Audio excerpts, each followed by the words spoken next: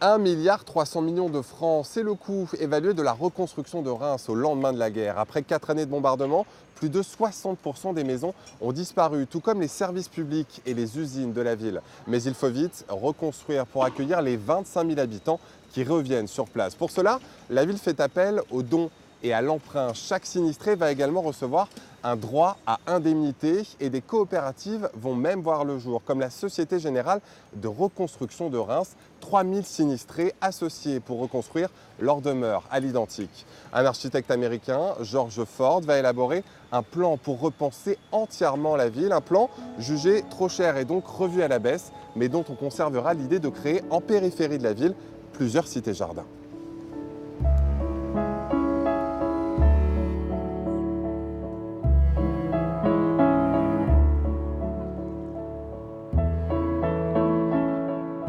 Nous sommes au cœur de la cité ouvrière du Chemin Vert, 45 hectares, 600 logements sortis de terre dans les années 20. Jean-François Boulanger, bonjour. Bonjour. Vous êtes l'ancien doyen de la faculté de lettres de Reims. Dans ce quartier, on trouve donc des maisons individuelles, mais également beaucoup d'équipements collectifs. L'idée, à l'époque, c'était d'offrir un standard de confort pour les classes populaires.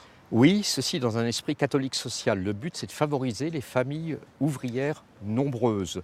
D'où par exemple une maison de l'enfance où il y a une crèche. À l'époque, ça n'existe pratiquement pas. D'où effectivement une maison commune où il y a des bains-douches à l'époque où il n'y a pas de salle de bain. D'où effectivement des jardins ouvriers qui permettent de nourrir la famille et d'occuper le mari qui sans cela irait peut-être au café.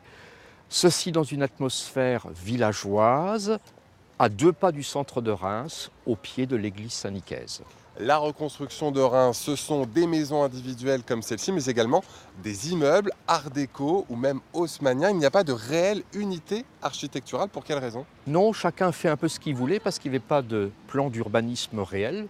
Et donc ça donne un éclectisme tout à fait remarquable, qui a été critiqué à l'époque, mais qui aujourd'hui a un certain charme.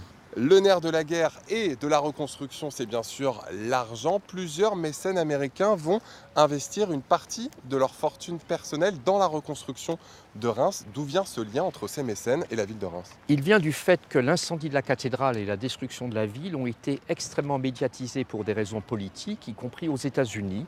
Et de ce fait, par exemple, Rockefeller a consacré de l'argent à la reconstruction de la cathédrale, un quart du financement.